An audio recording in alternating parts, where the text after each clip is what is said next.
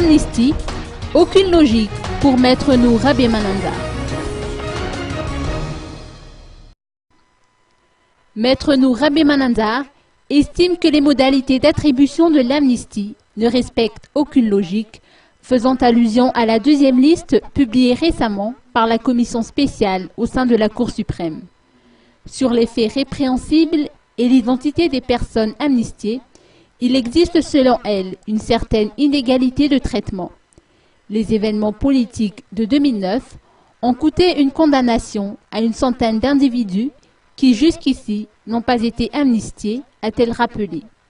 Maître Nour Rabiemananzar semble remettre en cause l'intérêt même de l'amnistie sur requête, sachant que selon elle, les individus impliqués dans ces événements ne sont pas forcément informés de l'existence de cette procédure. Par ailleurs, l'amnistie n'a pas eu le même effet pour chacune des personnes citées sur la deuxième liste, étant donné que certains ont été libérés de prison alors que d'autres continuent de purger leur peine. Maître Nour Rabiemananzar a rappelé par ailleurs que les sieurs Judicaël Ramangir, Arthur Ramalson, Toumb Jean-Claudio et Claude Rabetafk ont été omis de la liste alors qu'ils sont encore enfermés en prison pour leur implication dans l'attentat à l'encontre du président de la transition.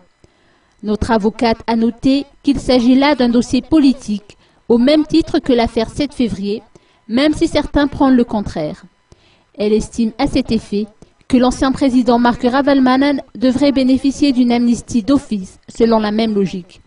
Aux dernières nouvelles, les détenus politiques qui ont été amnistiés récemment ne sont pas encore sortis de prison.